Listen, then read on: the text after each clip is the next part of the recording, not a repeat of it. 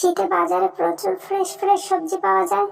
আজকে একটা মজাদার সবজি রেসিপি শেয়ার করি, চলুন। এই সবজি ভাজিটা এত বেশি মজার হয় যে আপনার বারবার রান্না করতে ইচ্ছা করবে। খেতেও খুব স্বাদ হয় এবং হেলদিও বটে। এজন্য আমি 4-5 রকমের সবজি একটু ছোট ছোট করে টুকরো টুকরো করে কেটে ধুয়ে পরিষ্কার করে নিয়েছি।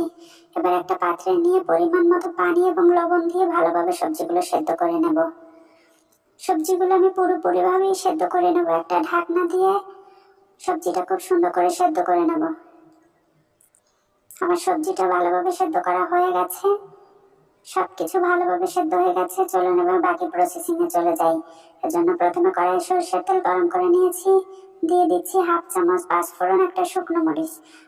ফোড়ন থেকে খুব সুন্দর একটা ফ্লেভার ছড়ালে দিয়ে দেবো রসুন কুচি, পেঁয়াজ কুচি দিয়ে একটু ভেজে নেব।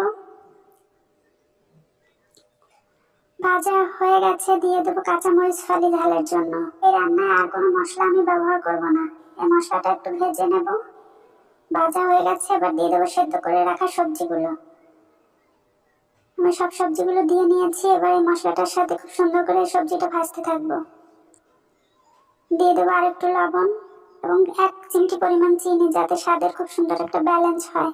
এবার দিয়ে দেবো ধনিয়া পাতা কুচি, দিয়ে আরো একটু ভেজে নেব 3-4 মিনিটের মতো। এই সবজি ভাজিটা খেতে খুবই অসাধারণ হয়। ভাত, রুটি কিংবা পরোটার সাথে তো এর তুলনাই হয় না।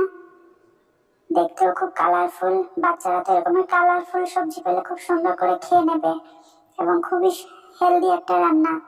অবশ্যই ট্রাই করে দেখবেন, কেমন হলো জানাবেন।